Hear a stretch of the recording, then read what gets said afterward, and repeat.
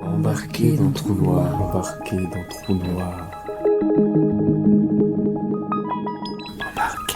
Embarqué dans trou noir. Le voyage dans la dissidence sexuelle peut commencer.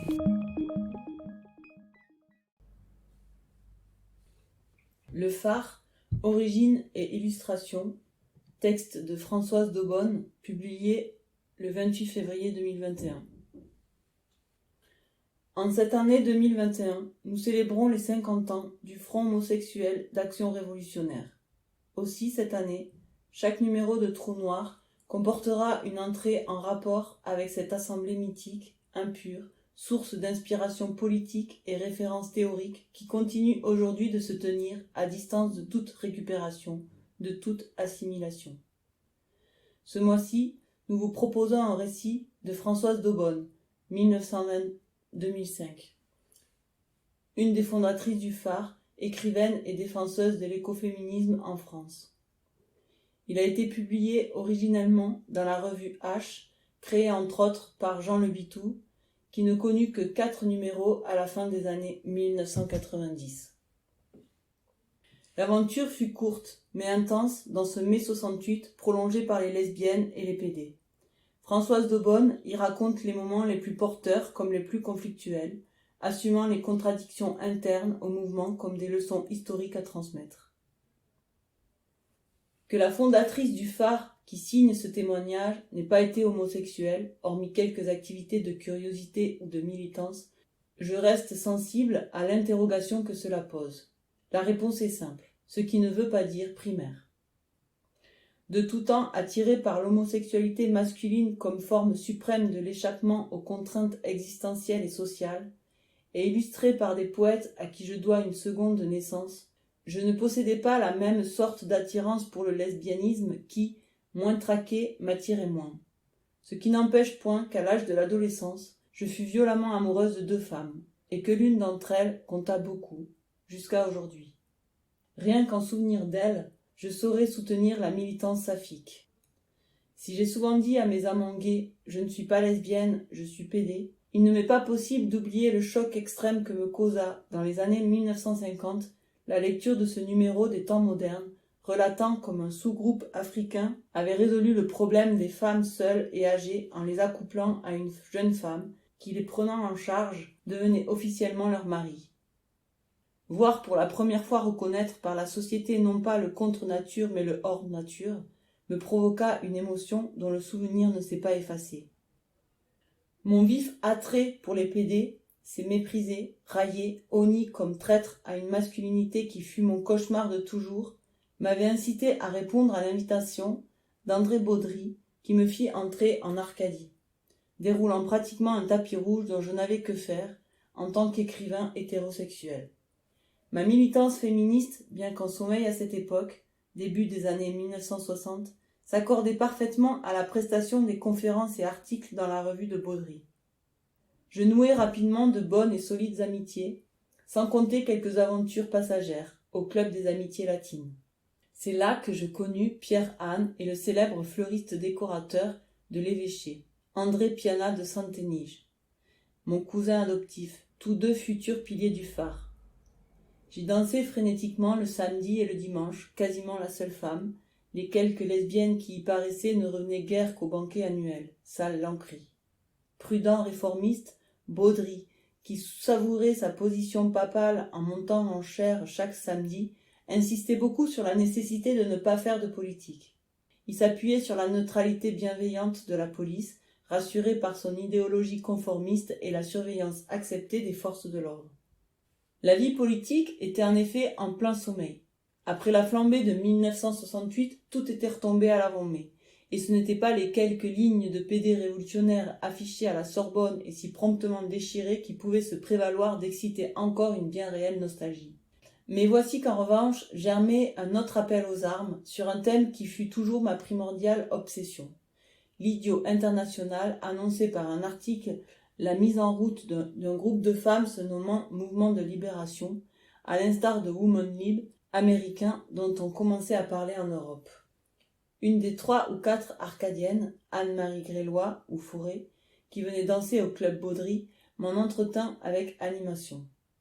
Il fallait suivre cette initiative. Des lesbiennes étaient déjà concernées, battaient le rappel pour l'engagement féministe. Fin 1970, Arcadie semblait l'espace idéal pour un premier rassemblement. Perspective qui m'enchanta. Mon premier ouvrage féministe, Le complexe de Diane, publié dans la foulée du Deuxième sexe et à la base de mon amitié avec Simone de Beauvoir, faisait partie de ces travaux apparus trop tôt, comme celui d'André Michel sur les citoyennes françaises. Le sigle de MLF et les lectures successivement rapprochées de Betty Friedan et Kate Millier m'enflammèrent d'enthousiasme, et j'acceptai ardemment l'initiative d'Anne-Marie. Regrouper les lesbiennes était pour moi le premier pas sur une voie menant au féminisme et à la reconnaissance des deux homosexualités. Avec quel sombre enthousiasme je propageai alors la déclaration de ce clergeon réactionnaire. Xavier Tillette, homosexuels et femmes émancipées se donnent la main. Anne-Marie croyait qu'à notre appel répondrait une demi-douzaine, au mieux une dizaine de femmes. Il en débarqua 50. Elle changea de figure devant cette invasion et me demanda plaintivement « Françoise, aide-moi ». Sa voix était fluette. Je possédais par chance un organe sonore, celui du sud-ouest à bel canto. Une courte harangue mit les pendules à l'heure. Maryse, l'amie d'Anne-Marie, une jolie italienne, arriva à la rescousse. Figure effarée par l'entrebâillement du barman sicilien, compagnon de notre pape, jamais il n'avait vu autant de femmes. Les assistantes applaudirent notre appel à un engagement combatif pour les droits de toutes les femmes et la reconnaissance sociale de leur érotisme minoritaire. Anne-Marie suggéra d'écrire un livre. Arriva à la fin un couple de garçons qu'elle connaissait. Elle leur sauta au cou. Voici 2 alliés objectifs. Ce fut eux, qui pour la première fois parlèrent d'une possibilité de mouvement mixte se donnant pour but la libération des homosexualités.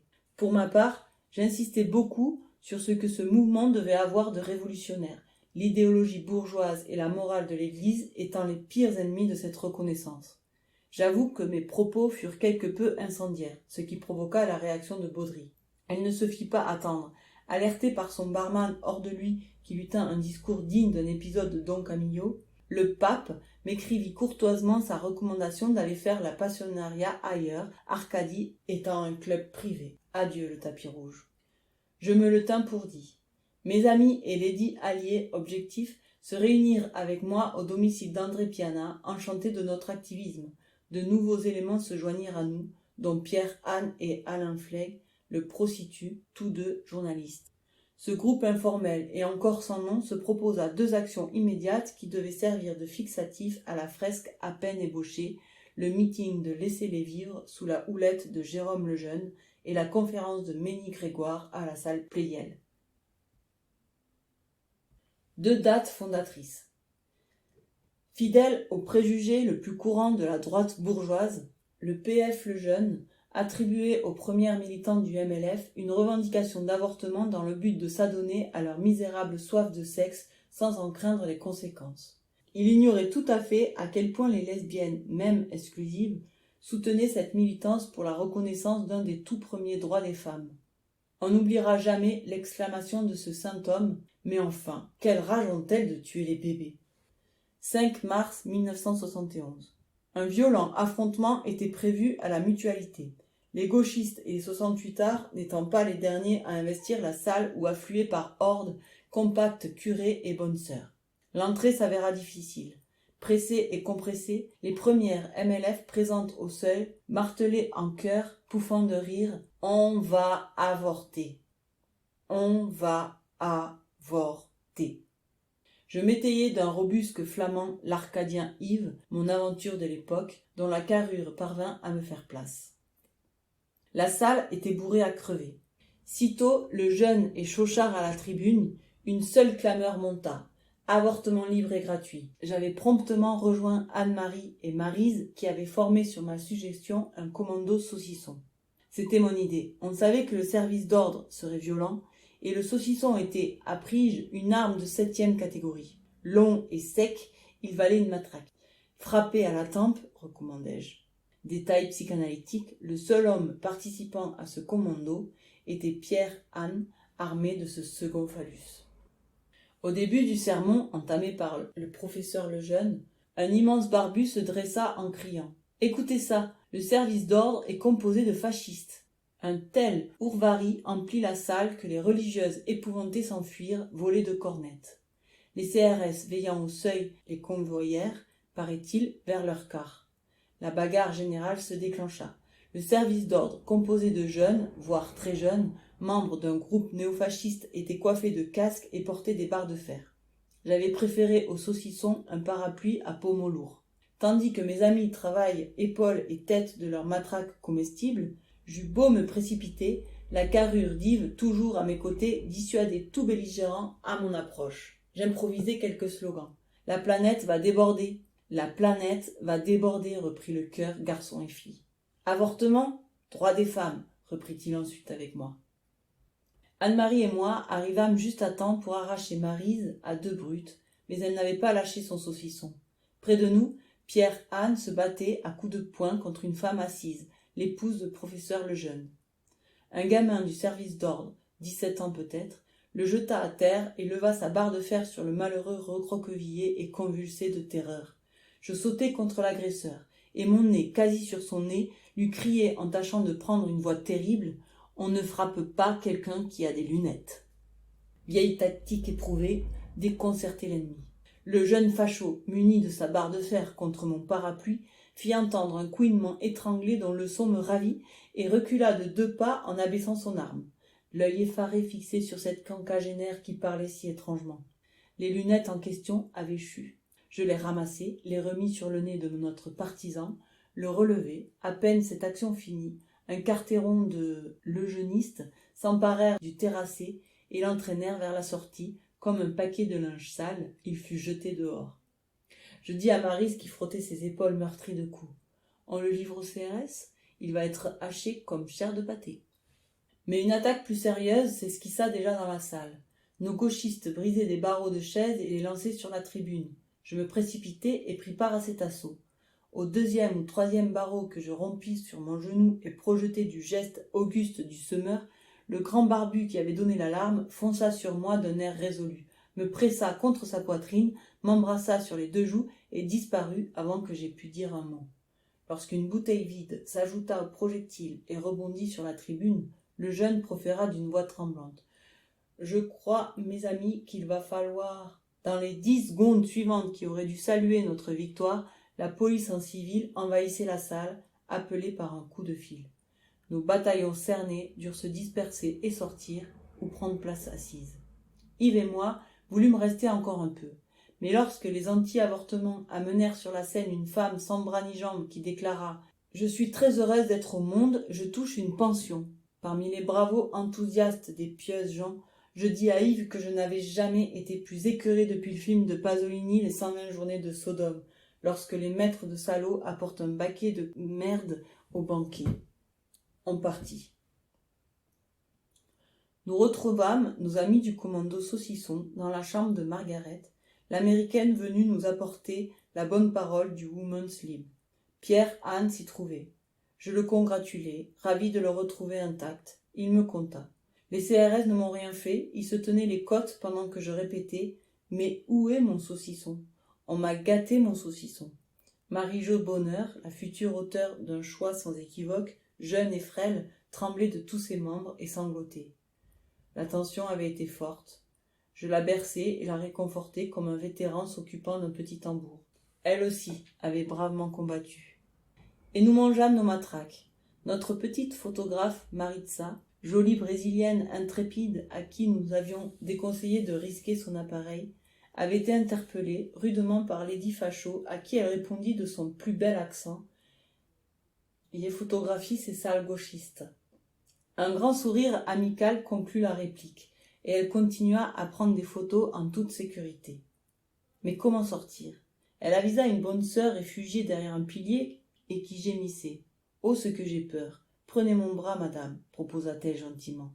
Elle sortit avec la nonne, toute flageolante, et les CRS les saluèrent toutes deux avec respect. D'autres spectateurs jeunes et chevelus furent rossés à la sortie. Eh bien, si la religieuse avait su à qui elle avait affaire, dit en s'esclaffant Maryse, bien au courant des conquêtes féminines de Maritza. Impossible d'oublier cette rue sous la neige, un 5 mars, et la chambre de l'américaine, les pleurs de Marie-Jo, nos rires. Ce fut la première fois que je songeais au nom dont nous devions nous réclamer. C'est à Yves que je le confiai en abordant la place Mob. Si on s'appelait Front homosexuel d'action révolutionnaire. Quelques jours plus tard, le 10 mars, deuxième date fondatrice, la conférence de Ménie Grégoire à la salle Pleyel. Contrairement à une croyance tenace, je n'y participais pas.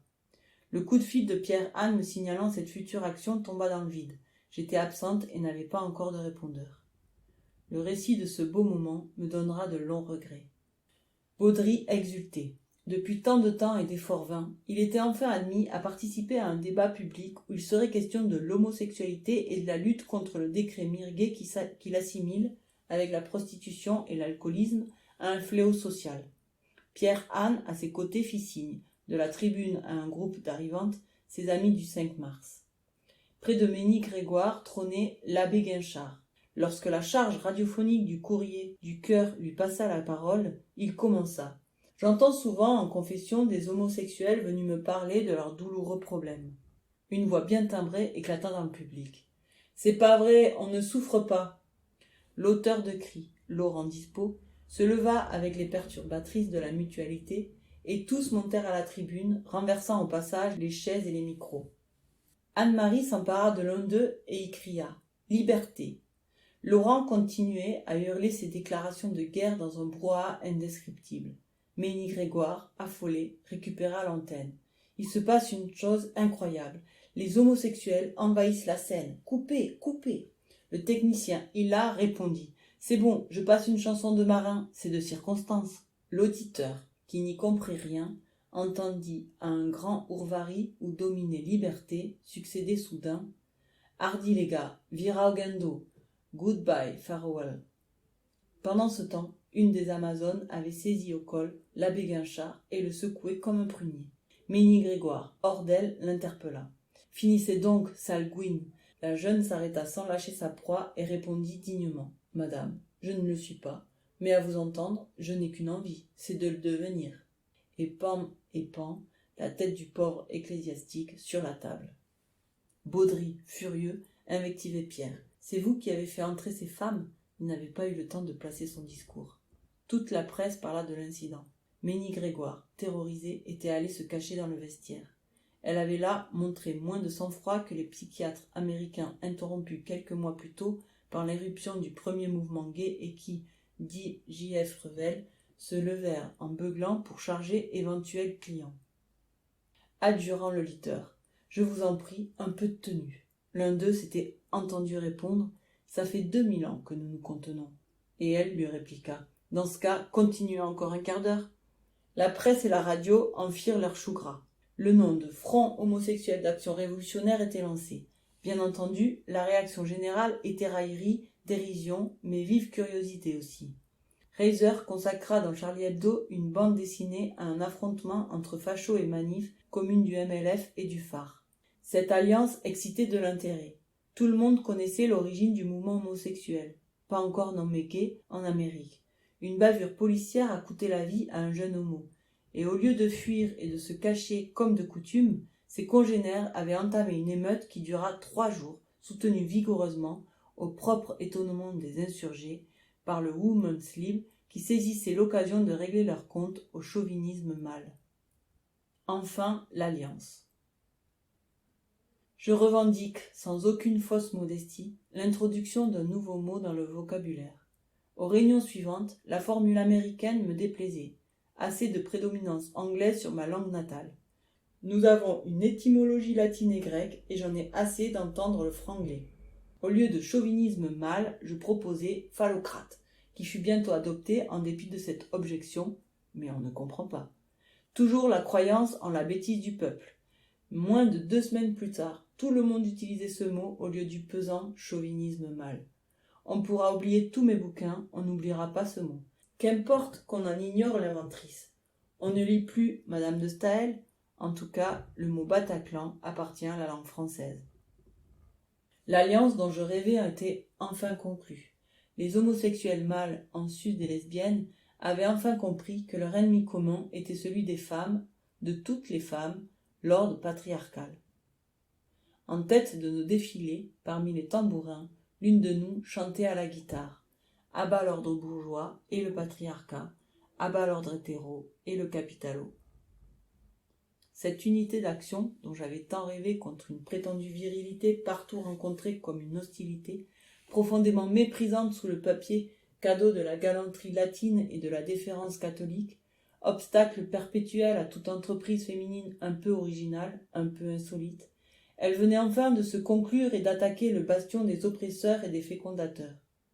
Les femmes qui avaient choisi de s'aimer entre elles pour échapper au cycle infernal de ce choix, ou méconnaissance de leur humanité, ou refus des joies affectives et érotiques, elles pouvaient faire alliance avec leurs sœurs hétéros et constituer le fer de lance de leur combat.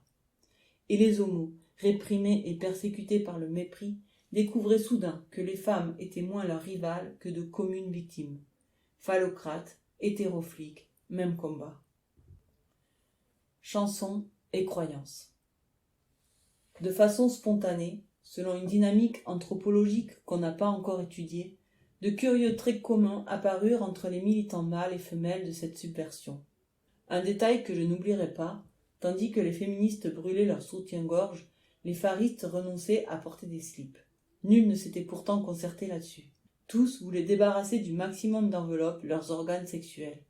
Loin de moi, enveloppe d'emprunt, déclame une héroïne de Shakespeare en se déshabillant. Cette tendance devait aboutir à un striptease presque général en 1972 à l'amphithéâtre des Beaux-Arts. Daniel Guérin y participa, ainsi que moi. Mais le phénomène le plus spontané de cette dynamique, ce fut l'habitude immédiate de mettre en chanson les divers exploits et aventures du front.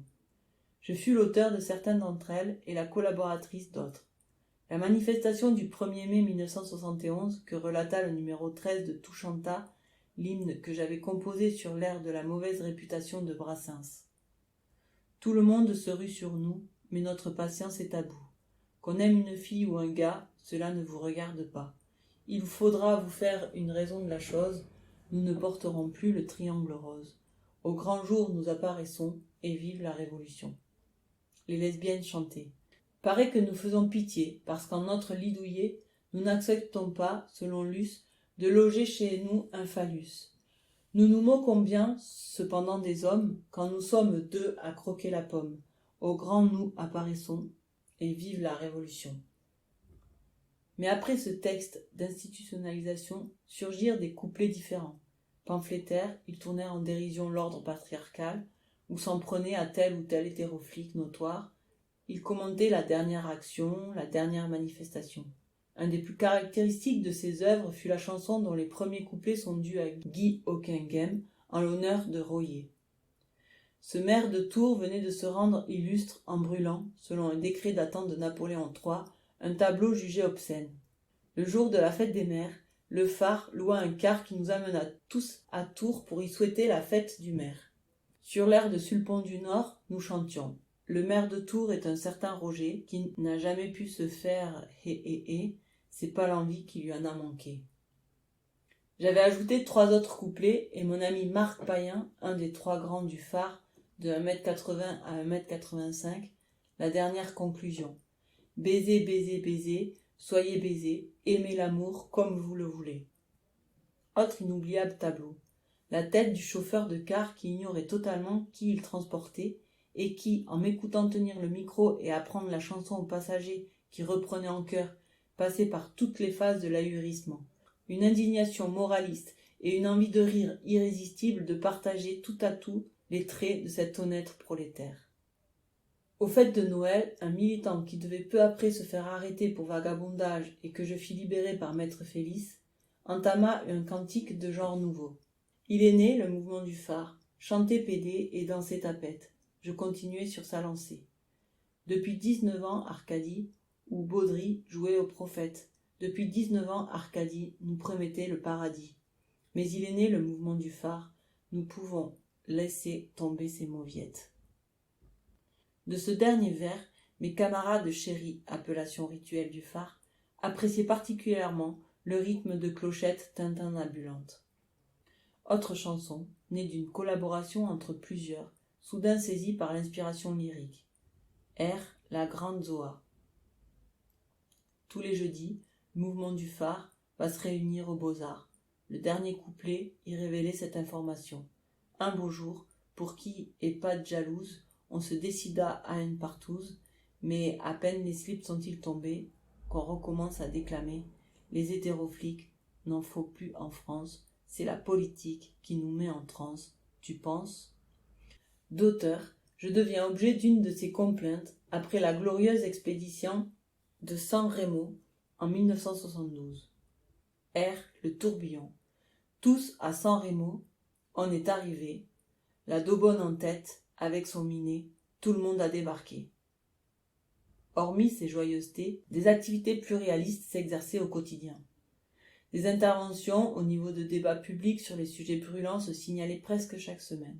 Un journal fut fondé, Le Fléau social, dirigé par Alain Flegg. L'activité commune s'appliqua à diverses manifestations ou prestations dont les causes ne s'inspiraient en rien de la sexualité. Par exemple, les marches de la paix pour le Vietnam.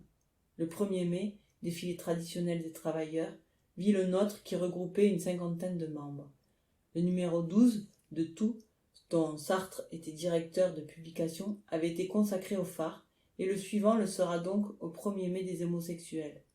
Ce numéro 12, qui devait être condamné pour outrage aux bonnes mœurs, fut vendu à la criée par Guy Hockenheim et moi à la sortie du club Nouvel Observateur, où venait d'avoir lieu une action du MLF à propos de l'avortement, les féministes ayant fait évacuer la tribune pour remplacer les organisateurs par les femmes du public invitées à monter sur scène. Après avoir participé à cette irruption et chanté avec mes camarades « Jean-Daniel, c'est pas fini », je vendis mon numéro 12 en répétant à cadence accélérée un slogan dont j'ignorais tout à fait qu'il était prophétique. Simple bluff.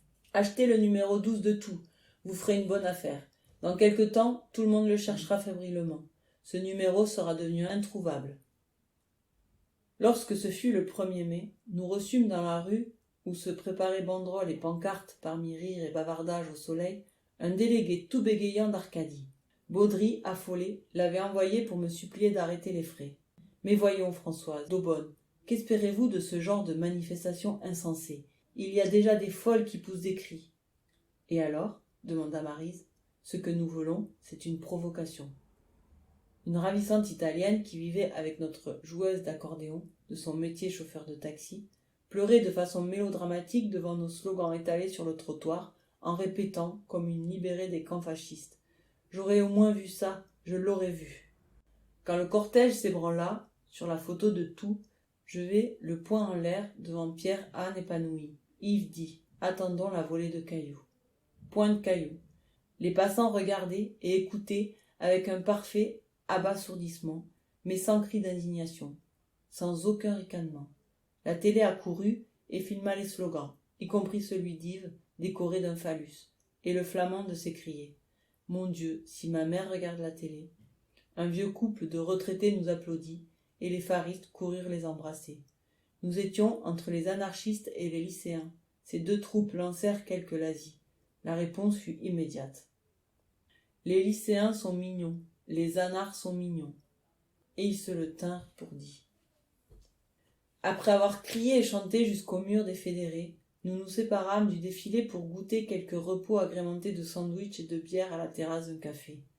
Arriva, pleine d'affolement, une de ces inévitables mouches du coche bien renseignées que connaissaient les manifs. « Vite, partez, cachez-vous. La police veut vous arrêter, c'est décidé. » Refus de bouger. « Ah non, par exemple, on a faim, on a soif. » Disparition de la mouche du coche. Personne ne nous inquiéta, mais les premières expressions d'hostilité vinrent de quelques participants du groupe CFDT qui se tenaient à certaines tables plus loin. Entendant leurs réflexions et leurs ricanements, Yves répondit à l'un d'eux de sa voix de ténor. « Et alors, quelle honte y a-t-il à être homosexuel ? Pour un gauchiste, t'es bien banal. Tu devrais faire du tricot, pas du gauchisme. » L'obscurantisme général de cette époque me fut perceptible à l'occasion de cette halte. On aura peine à croire aujourd'hui à la réflexion que j'entendis à cette terrasse, au moment où je me levais pour aller aux toilettes. Mais non, voyons, ils blaguent, ils sont pas si pédés que ça, vous voyez bien, il y a une femme avec eux. Authenticité garantie. Succès divers. Nos actions insolites remportaient un incontestable succès. Le Canard enchaîné se fit l'écho de cette incursion à Tours et des slogans anti-Royer dont nous avions couvert les murs de la faculté de lettres. Le succulent fut que le bachot s'y passa le lendemain et que tous les candidats purent lire les injures au maire qui n'a jamais pu se faire, ainsi que les tracts punaisés dans les coins les plus inaccessibles, expliquant ce que signifiait la commune oppression des femmes et des homos. Pour la manifestation suivante, j'avais préparé un énorme panneau, illustré à l'encre de Chine et à la gouache rouge, qui proclamait « Quand aurons-nous étranglé le dernier phallocrate avec les tripes du dernier hétéroflic ?» Le nombre d'assistants aux réunions des Beaux-Arts ne cessait de croître. Ils venaient à présent de toutes les provinces des homos attirés par la nouvelle d'un mouvement de libération. L'un d'eux, qui fut un ami, vivait à Charleville dans l'ombre de son idole Rimbaud. Il me connaissait par les travaux que je lui avais consacrés. Il resta assommé par le spectacle prestigieux de ces militants grimpés sur les tables pour crier ce que lui-même dissimulait depuis tant d'années dans les petites ruelles sombres de sa ville. Je peux maintenant accepter de vivre quasi sans ressources. Je peux accepter la faim, le froid. Ma vie a désormais un sens, me dit-il, avec une absolue sincérité. Plus tard, je le présentai à Violette Leduc, dont il essaya vainement de monter le taximauve, sulfureuse histoire d'amour incestueux. Les réunions, les manifestations et les fêtes étaient mixtes, mais l'élément masculin y prédominait nettement. Les filles du MLF prirent l'habitude de se réunir dans la même salle des Beaux-Arts, 1 heure avant le phare. Une assemblée générale se tenait 1 fois par mois dans l'amphithéâtre. Mais le besoin d'activité ne se bornait pas au spectaculaire. Des articles de fond, fort informés, étaient publiés par les soins d'Alain Flegg dans le Fléau social. Un contrat fut signé avec les éditions Champs Libres pour un livre collectif intitulé « Rapport contre la normalité ». Ce livre, qui souleva un tel tollé, et donc se vendit extrêmement bien, concluait un contrat avec 3 signataires, Pierre Hahn, Guy Hockenheim et moi. Après le suicide de Pierre Hahn en 1981 et la disparition de Hockenheim, victime du fléau qu'il avait tant combattu, il vient de m'arriver, en 1995, un chèque de quelque 30 ou 40 francs. L'argent précédent, versé aux 3 signataires, était réservé à la caisse du phare. Le numéro spécial de la revue Recherche, 3 milliards de pervers, reprendra sur différents tons les thèmes principaux de ce rapport. Entre autres, la justification la plus probante de cette lutte avec la citation du docteur Morali Daninos, qui m'avait envoyé une lettre d'injure, proclamant dans la très sérieuse collection Que sais-je, cette déclaration qui vaut largement celle de Xavier Tillette. Si on accordait la plus petite complaisance à l'homosexualité, ce serait la fin de la famille hétérosexuelle, base de notre civilisation. Ah, le brave homme, le cher homme, s'extasie Recherche. Il va de soi que la rupture avec Arcadie devait être consommée. André Piana, Daniel Guérin et moi ne pouvions ni ne devions y remettre les pieds.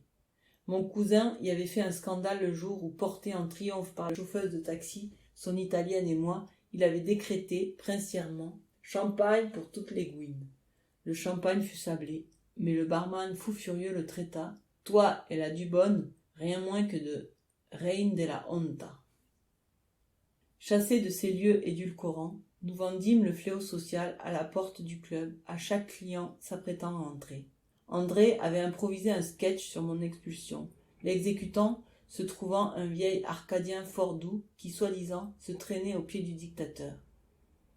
Mein Führer, pas Madame d'Aubonne, Donnerwetter, obéissez. Le vieil arcadien, fort doux, se présenta un soir au phare en claquant des dents, entouré de 3 ou 4 autres, prêts au martyre. Personne ne les inquiéta, et je lui souris en voyant qu'il blêmissait à chaque regard de mon côté. André, fort versé en yoga, alla s'asseoir en tailleur devant le club en mendiant avec cette complainte. J'ai fleuri M. Baudry pendant des années, et il m'a mis dehors. Les arrivants riaient. Le pape sortit. Allons, André, je vous offre le champagne. Non. Pas sans Françoise et ses lesbiennes. Le président finit par jeter l'éponge. Ces innocentes représailles répercutaient l'information de nos activités dans le tout Paris. L'esprit de mai 68, militer en faisant la fête, utiliser le canular à des fins politiques, rester fidèle à l'informel, régnait sur ce groupe sans structure ni leader qui finissait par interpeller même la politique politicienne. Nous devions apprendre plus tard que les futurs candidats à la présidence se posaient des questions à notre sujet. Le phare n'était pas isolé. Ce rejaillissement des sources disparues en terre depuis juin 1968 portait des noms divers. MLF, écologie, objection de conscience. Tout ce que l'extrême gauche avait mis entre parenthèses et en réalité occulté totalement. Les mouvements du désirant et du refus allaient faire basculer l'électorat. La crise cardiaque de Jacques Duclos.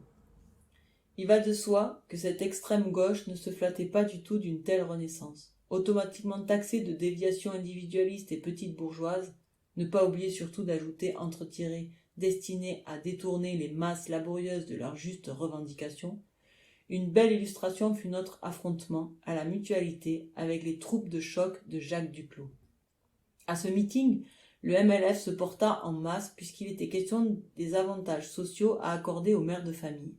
Le phare, pour une fois minoritaire, appuya les féministes en prenant place à leur côté dans la salle que les organisateurs, enchantés, durent agrandir en écartant les panneaux de séparation. L'enchantement ne dura guère. Aux premières interpellations, pourtant courtoises, de l'oratrice Madeleine Vincent par les militantes, la réaction de colère et d'indignation du public d'électeurs communistes se fit entendre. Une ménagère bavante de haine cria à la féministe « Tu ferais mieux d'être un homme !» Les hostilités ainsi ouvertes, le phare se manifesta bientôt. Non sans courage, Philippe Genet, qui fut un des ténors du mouvement, demanda « Monsieur Duclos, le temps a passé, les mœurs évoluent. Que pense le grand parti communiste des homosexuels ?» Duclos, blanc comme la craie, cramponné à son bureau, répondit avec un bon accent du cru qui lui remontait du tréfonds. « Vous êtes des petits cons, des petits imbéciles. Vous n'êtes ici que pour me faire chier. Et d'ailleurs, les homos sont tous des malades. » « Bravo, bravo, hurlaient les loyalistes. Genet sans s'émouvoir. « Très bien, c'est tout ce que je voulais savoir. » S'adressant à son compagnon. « Tu viens, chérie ?» Celui-ci était le travailleur de la haute couture que j'avais fait libérer par maître de Félix. Il portait une extraordinaire toque à queue d'écureuil et la rajusta en disant, tout en suivant son ami, « Moi, je suis Alexa des années 30. » De jeunes communistes mouraient de rire. Beaucoup de filles suivirent Genet, mais la plupart étaient déjà descendues en chantant une chanson du MLF, et c'est au café que les rejoignirent les deux compères jubilants.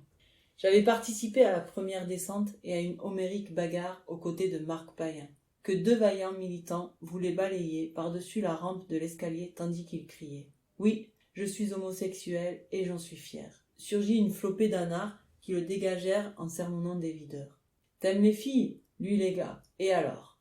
Ennemi de la difficulté, j'avais choisi un chauve pour le matraquer à coups de parapluie parce que je déteste être jeté par terre, ce qui venait de m'échoir.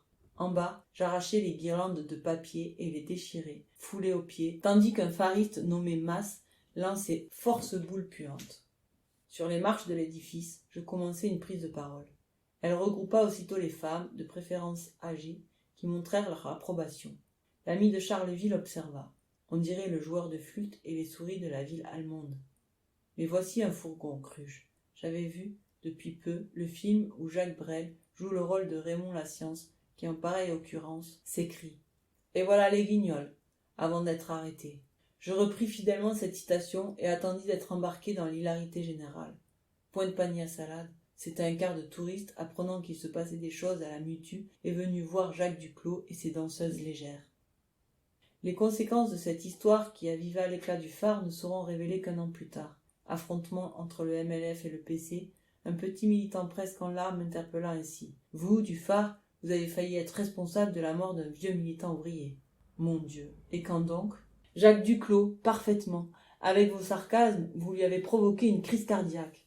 Je me souviens des crises de rire étouffées des jeunes communistes, et ce fut moi qui, cette fois-ci, crus m'effondrer de rire. Tasmanin et San Remo.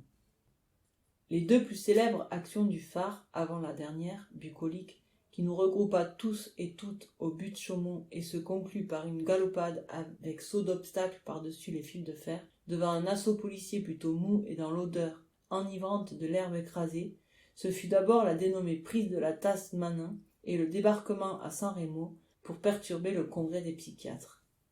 Rue Manin. Des habitants aussi paisibles qu'hétéros nous enjoignirent d'intervenir le samedi soir, où régulièrement une bande de jeunes motards venait massacrer les usagers de la pissotière. Les hurlements des victimes empêchaient les locataires de dormir. Une expédition fut aussitôt projetée. C'est à l'occasion de la préparation de cette action que je fis la connaissance de Gérard Hoff, le psychiatre défroqué, qui devait par la suite partager ma vie pendant plusieurs années. Fondateur du mouvement Les Fous Furieux et futur auteur de 2 livres remarqués, Je ne serai plus psychiatre et l'obligation sensorielle. Divers pharistes se réunissaient en semaine au 69 de la rue Saint-Jacques. S'y croisaient des lycéens de Louis-le-Grand et des militants de VLR, le mouvement d'extrême gauche non parlementaire auquel appartenait Hockenheim et qui éclatera précisément à cause du phare comme un corps chimique en contact avec un autre, explosif. C'est sur la table de ce café que je dresserai le plan de la fameuse tasse au carrefour de 3 chemins, en expliquant la nécessité de poster des défenseurs à chaque point pour surprendre l'arrivée des motards. Le docteur Hoff, qui me voyait pour la première fois, ne disait mot. Je me suis dit, elle se prend pour Murat. On se massa aux endroits prévus, sous la conduite d'un Corse, Dominique, moniteur de karaté. J'avais collé sur l'édicule des affichettes. Ne tremblez pas, le phare est là. Les motards se faisaient attendre.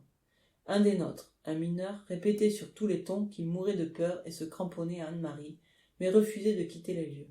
On finit par abandonner les postes que j'avais si soigneusement repérés, pour se promener dans les allées en pente du parc. Mais vers minuit, le courageux trembleur s'exclama. « Oh, qu'est-ce qu'on peut faire devant cette bande ?» La bande arrivait, moto chevauchée de jeunes casqués, avec des filles sur le tender.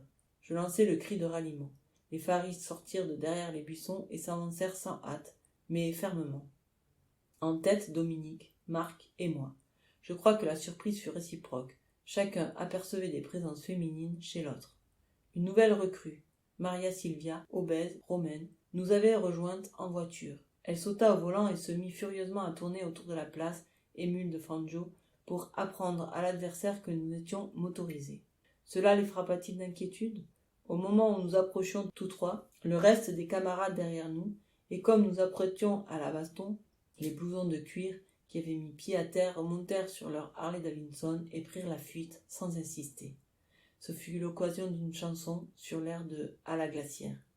Dominique, en Napoléon, a dispersé les noirs blousons, ce soir de la semaine dernière, à la pissotière. Ce fut Rocroi, ce fut Valmy.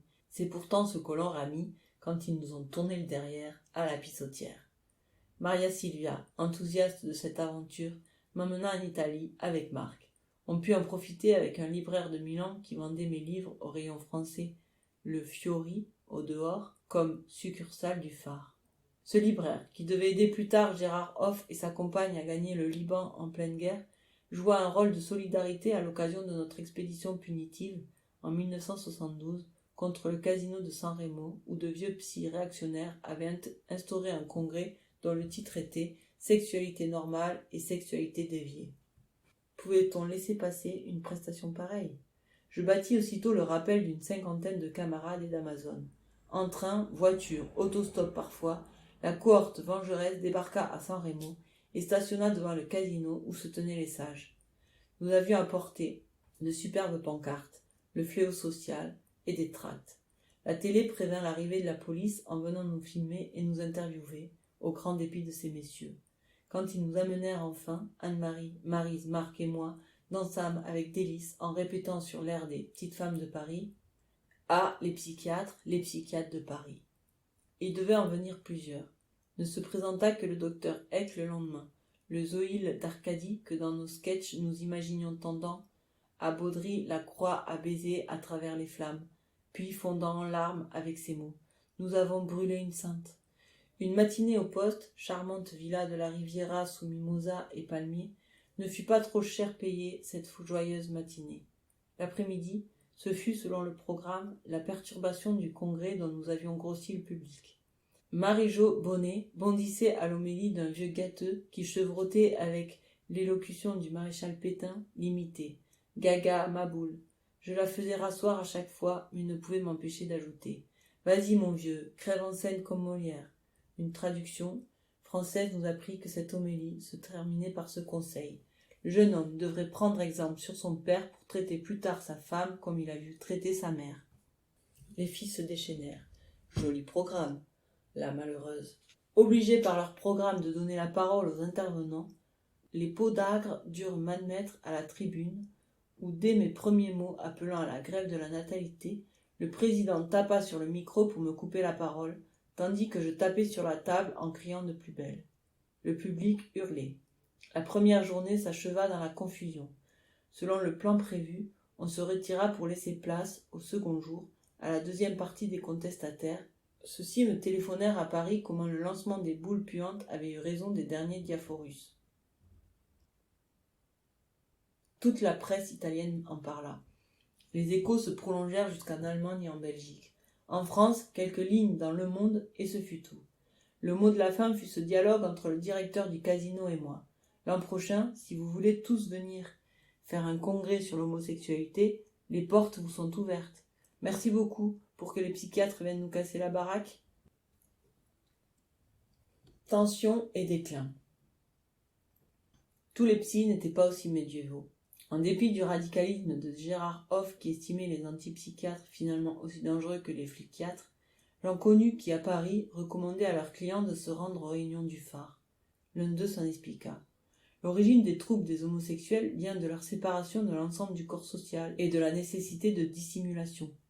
S'ils se réunissaient pour d'autres raisons que la drague érotique, leur mentalité changerait du tout au tout et les éléments névrotiques s'effaceraient.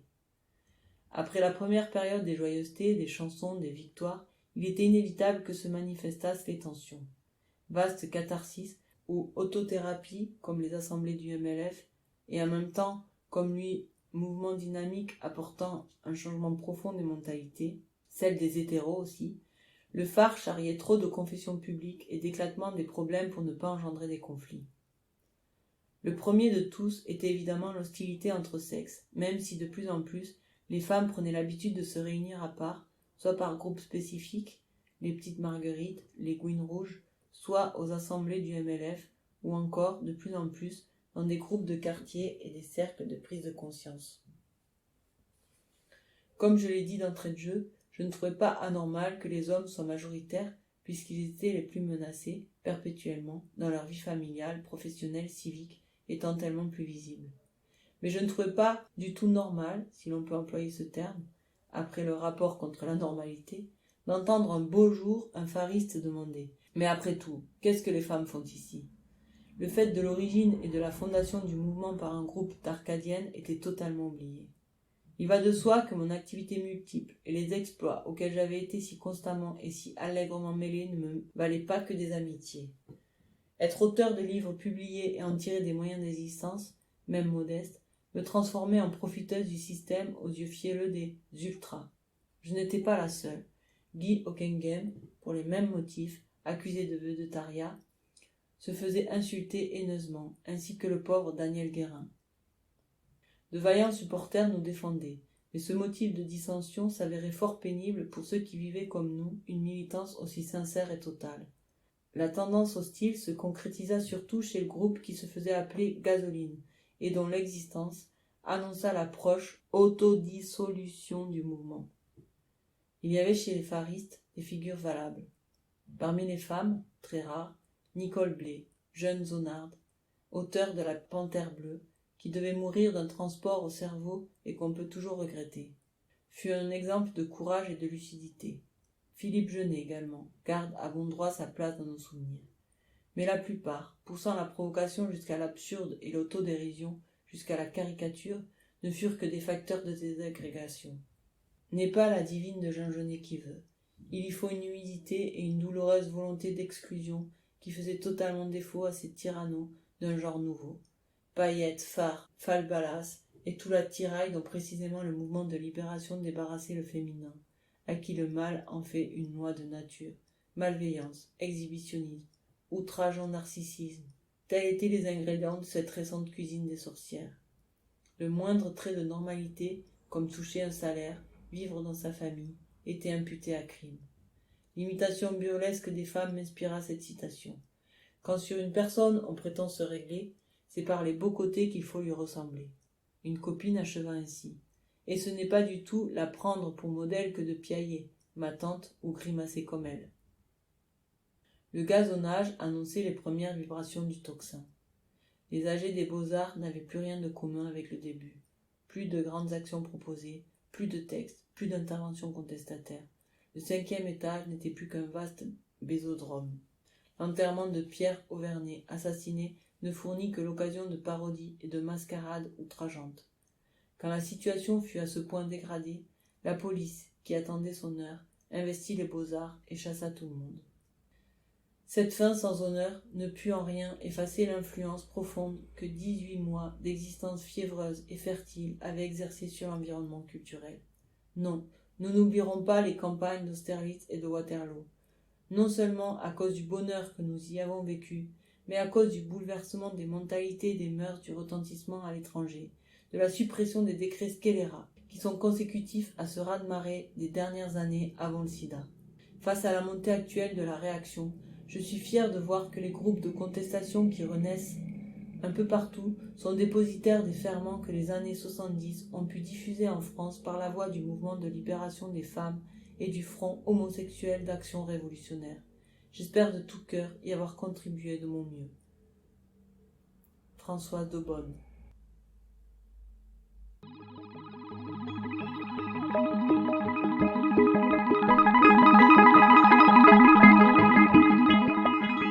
Retrouvez l'intégralité de nos articles et podcasts sur trounoir.org ou sur Facebook et Instagram. Pour nous contacter, trounoir@riseup.net.